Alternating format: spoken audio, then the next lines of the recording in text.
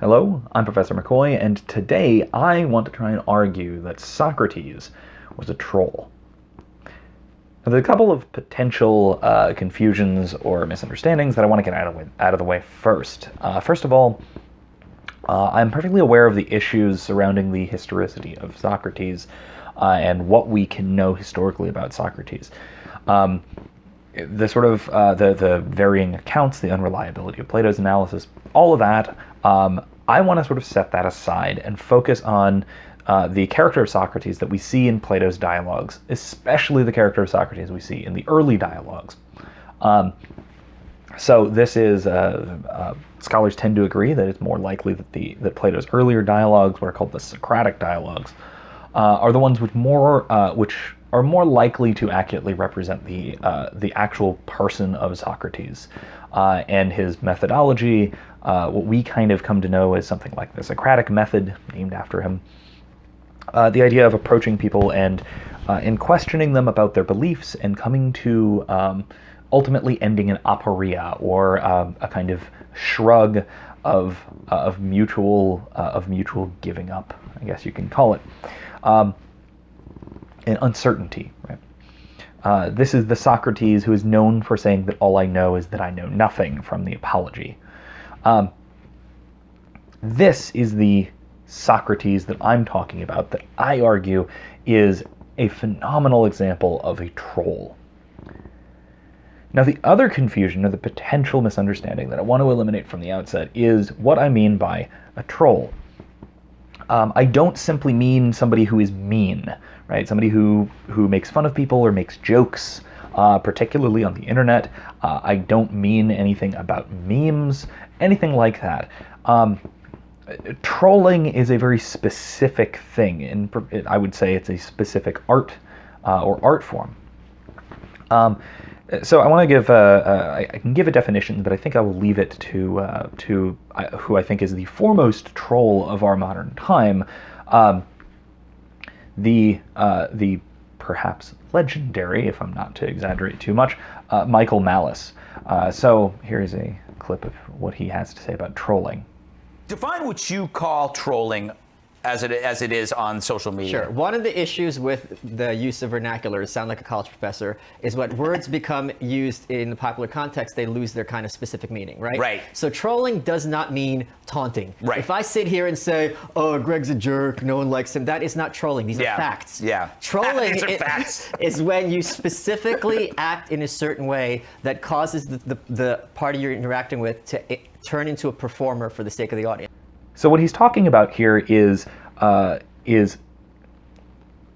convincing or tricking or manipulating someone into performing for the audience, into playing a role in your act, whether that's a comedy act or a stage act or a rhetorical act.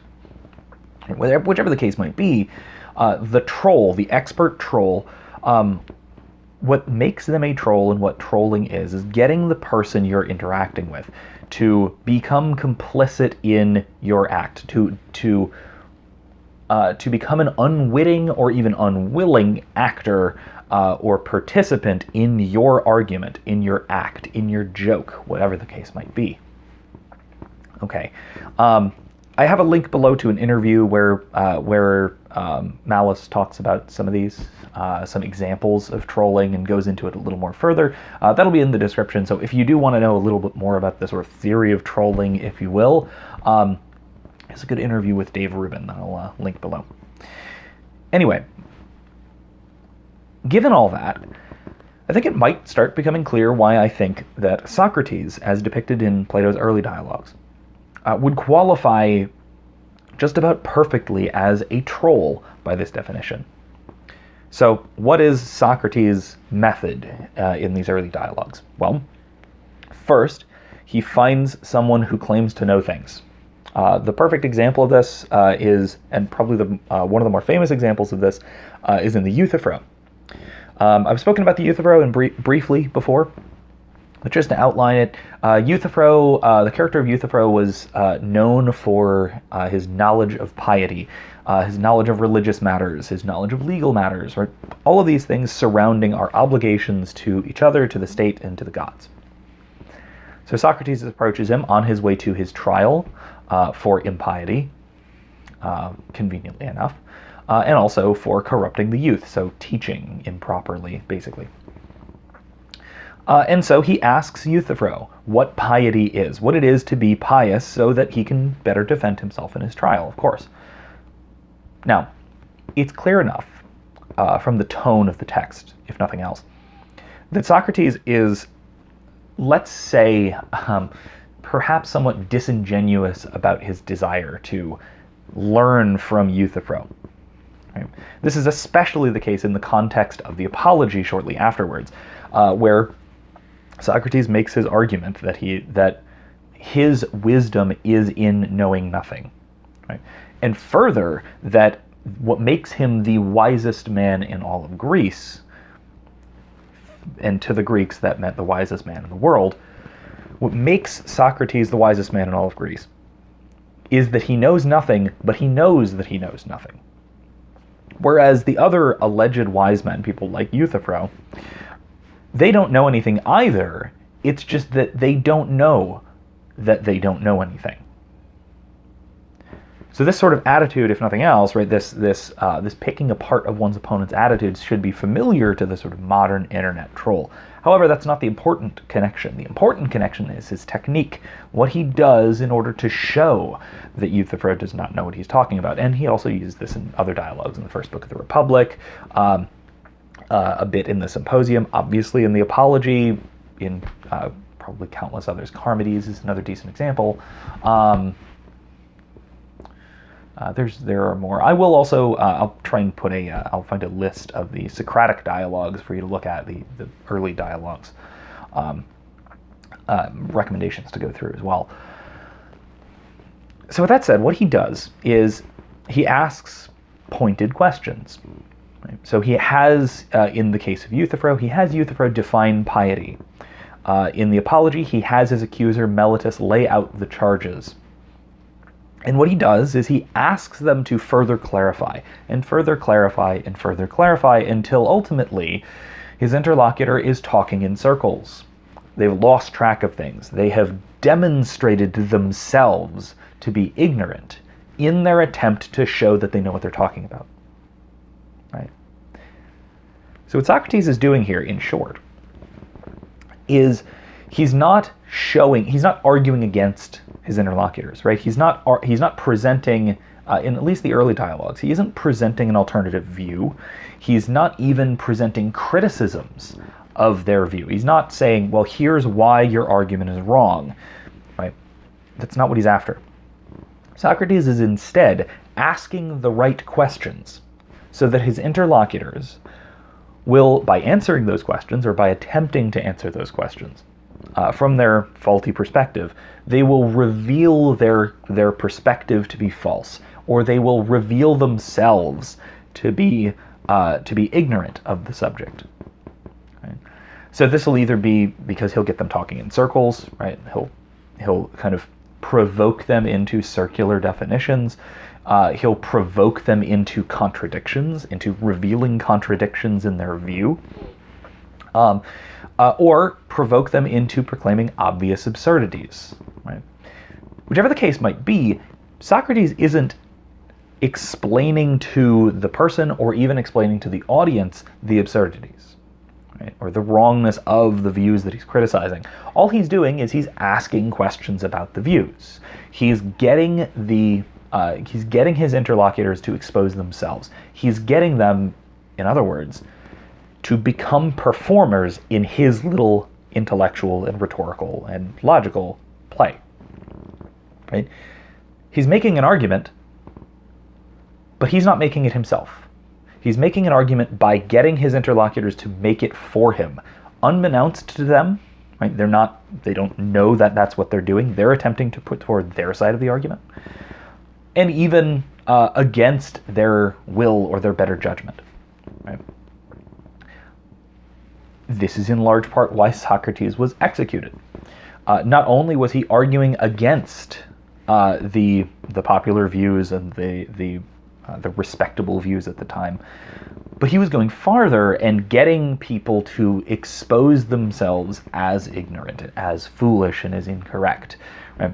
This was damaging people's reputations. This was damaging people's social standings. This was, in the view of his accusers like Meletus in the Apology, this was even disrupting the fabric of society by disrupting the intellectual foundations that society stands upon.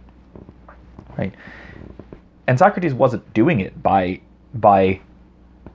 providing an alternative view. He wasn't doing it by even by argument in the ordinary sense of criticizing a view and showing where it's faulty. What he was doing is he was getting the people who defend the view to defend it in such a way that they show it to be faulty themselves.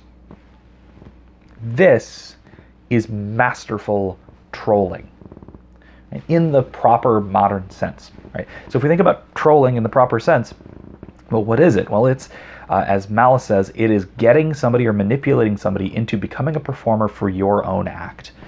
Right? Something like that. Whether that act is, a comedy routine like Malice likes to do, whether that is, a series of insults like internet trolls, usually the less skilled kind, are more likely to do, right? So getting someone's cockles up so that they're more willing to react and respond negatively to your insults. Right? Now, if your insults are about their negative responses, then this is a kind of troll.